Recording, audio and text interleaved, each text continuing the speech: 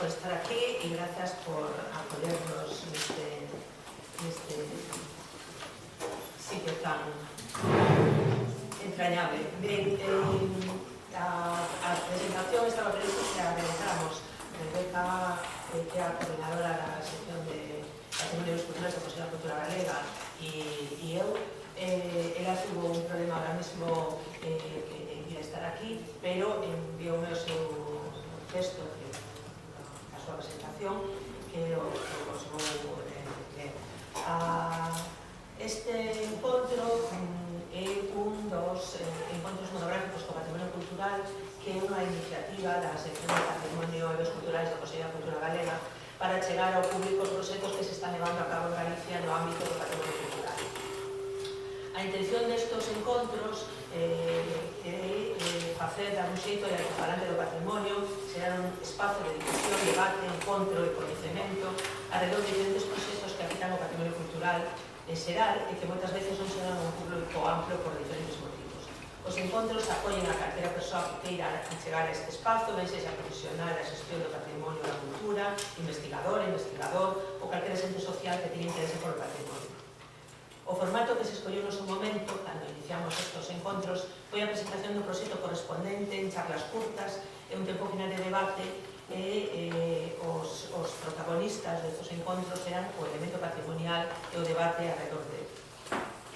Ata agora, estes encontros se focalizaron en proxectos de arqueoloxía, rehabilitación, arquitectura, historia da arte, ou mesmo en enfoques interdisciplinares, pero tamén na divulgación do patrimonio, na participación cidadana e incluso no conflito patrimonial. Hai un abano moi amplio ao longo dos 19 encontros anteriores a este que se, 20 xa, contando o encontro celebrado en Vigo mes pasado. Esta iniciativa pretendía alinearse coas estrategias establecidas polos membros da sección,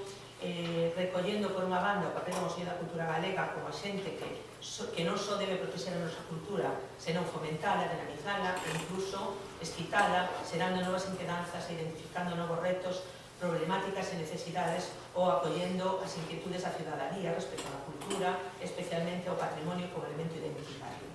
Para ello, o Consello da Cultura Galega, nas súas competencias, recolle todos os aspectos o de promover actuacións culturais adecuadas aos seus fins, a creación de grupos de pescuda, reflexión ou debate, o establecemento de arquivos ou centros de documentación ou elevar aos poderes públicos da comunidade autónoma informes e propostas en prol da defensa e promoción dos valores culturais galegos. Ata o momento, os encontros monográficos do patrimonio cultural levábanse a cabo nos locais do Concello de Compostela, na sede do Consello da Cultura Galega, e este ano puxose en marcha este programa, do que forma parte deste encontro, que é o programa In Situ, que pretende trasladar a difusión e reflexión ao contexto xeográfico e social dos bens, analizando no lugar as realizacións patrimoniais. In Situ quere contribuir a evidenciar a necesidade desta análise, pero tamén a crear outros lugares de reflexión fora do seu habitual espazo de elaboración. Por outra banda, estes encontros, forma parte que celebramos hoxe, encádranse dentro dunha temática específica, os conxuntos históricos, que analizará de forma transversal, pero co mesmo formato, as diversas situacións nas que se atopan os cascos históricos escollidos, a convivencia entre a realidade histórica e a cidade viva, coa problemática que serán ambas, permitindo introducir no debate aspectos complexos que non están presentes en todos os exemplos coa mesma intensidade. A decisión de programar estes encontros alrededor dos conxuntos históricos nace un pouco da percepción de que, malia que levamos décadas de debate alrededor da cidade histórica, a situación actual na que se volve a centrar a actividade urbanística sobre a cidade histórica desde a crise inmobiliaria, demandaba retomar esa reflexión. Mostra de eso son iniciativas legislativas como a Lei Estatal de Renovación e Regeneración Urbana ou o proxecto de lei que estes días está a falar.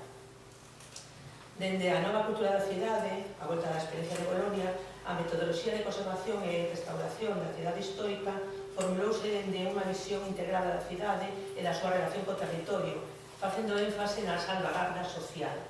e apoiándose un planeamento urbanístico elaborado a partir dunha rigorosa análise histórica e tipomorfolóxica do tecido urbano.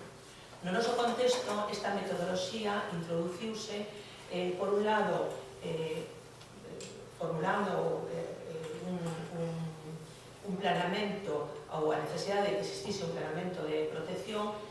e un planeamento que está formulado desde unha visión máis de conservación defensiva e pasiva, catalogación, criterios de protección, niveis de protección, conservación da estrutura urbana, mentras que o que é a conservación activa, a conservación integral, esta nova cultura da cidade, queda un pouco o marxe do planeamento. Na Lei de Patrimonio Cultural, esa salvaguarda social se contempla a través da definición de áreas de rehabilitación integrada para a recuperación da área residencial e das actividades económicas. Así se configurou unha estrutura operativa para a conservación dos conxuntos históricos configurada por un plan especial, unha área de rehabilitación e unha oficina de rehabilitación xestora das políticas públicas, das políticas de fomento da rehabilitación urbana. Dende a legislación de patrimonio cultural, en certa medida, todo remata un pouco coa aprobación do plan especial, non? É como final feliz do conto, pero realmente, a partir de aí, empeza a realidade da xestión e da dificultade da xestión da conservación urbana. Levamos xa máis de 2 décadas de aprobación da maioría dos plans especiais e non se ten analizado a práctica da conservación patrimonial dos conxuntos históricos de Galicia. Nos parece que, por lo menos, non o alcance que se debería ter analizado. Esa análise deberíase considerar, ademais da capacidade dos instrumentos nos que se apoia a conservación e a recuperación da cidade histórica, os efectos sobre a estrutura física, morfolóxica e arquitectónica, mas tamén o valor simbólico e material, os valores sociais, os valores ambientais e culturais, as prácticas de construción e tamén como se integra a cidade histórica no todo urbano, no conxunto da cidade. Un pouco para producir este debate se seleccionaron na sección de patrimonio de bens culturais, escollimos os conxuntos históricos nos que plantear estas cuestións. Esa elección non foi casual, sino que ten intención de ilustrar diferentes aspectos da problemática da conservación e protección da cidade histórica.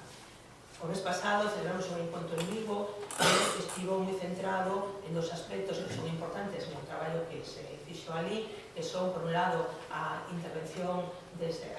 pública desde as políticas públicas de vivenda e, por outro lado, a relación da cidade, do Casco Vello, o resto da cidade, analizando unha serie de actuacións que están programadas ou previstas ou proxectadas nos bordes que van mudar ou poden mudar ou alterar a relación do Casco Vello co resto da cidade. O encontro seguinte a este, que se celebrará en Ourense a finais do mes de novembro, ten a intención de ilustrar a problemática dos plans especiais como instrumento de xestión e de protección. Tanto Ourense como Ribadavia levan 2 décadas con un planeamento especial e con unha oficina de rehabilitación, é dicir, coa aplicación de toda esta estrutura de xestión da cidade histórica e ver como esos instrumentos responden ou atenden ás necesidades de conservación, son suficientes, insuficientes, cales son as súas carencias, etc. En Ferrol se escolleu porque a existencia de 2 conxuntos históricos, Ferrol Vello e a Madalena, con unhas características morfolóxicas, por a súa orixe, arquitectónicas, das súas edificacións, do seu estado de conservación, da súa estrutura socioeconómica, do momento no que se acomete a súa conservación, non se declara conjuntamente, como todos sabedes, hai un longo período entre unha declaración e outra, como os instrumentos dos que dispoñemos, esta estrutura operativa funciona ou é capaz, ten a flexibilidade para adaptarse a realidades tan diferentes que plantea estes 2 conxuntos históricos. Para que nos explicase esa situación, contamos con 3 persoas, as que agradecemos moito a súa presencia. Vou facer unha presentación moi breve dos 3 e despois irán subindo cada un a facer a súa exposición. tendes os seus currículos, así que non me vou estender moito na presentación, e un pouco vou incidir naqueles aspectos polos que nos quixemos que estiveran aquí. Miguel Benúndez González é arquitecto, igual que os outros dos intervintes, e ademais da súa participación como técnico en clases especiais, entre eles no barrio da Madalena Ferrol, nos interesaba desde a súa participación nas cuestións relativas á participación social na recuperación e conservación da cidade en concreto do Ferrol Vello e a iniciativa da Comisión Cidadá para a recuperación de Ferrol Vello que está detrás ou está na xénese da declaración de Ferrol Vello como conxunto histórico. E un pouco cal é a visión que hoxe ten a cidadanía na situación de Ferrol Vello respecto daquelas expectativas, en que medida esas expectativas se cumpliron, en que medida non se cumpliron, tanto estos instrumentos funcionan, non funcionan desde esa perspectiva. Alfonso Díaz Revilla, tamén arquitecto, o seu traballo desenvolvese na oficina de planeamento e director e coautor de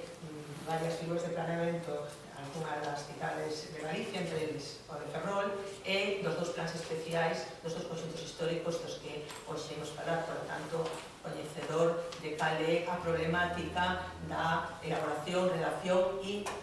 aplicación de esos instrumentos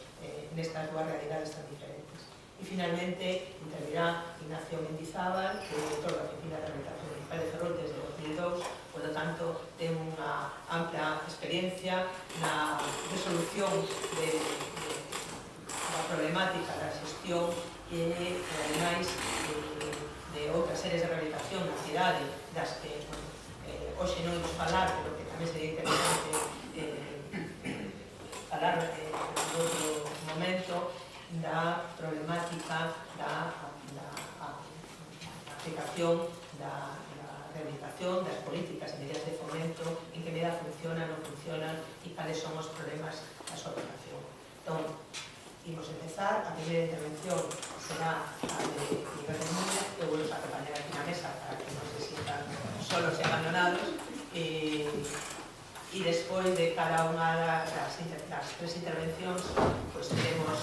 un debate que espero que sea interesante sobre as cuestións que han sido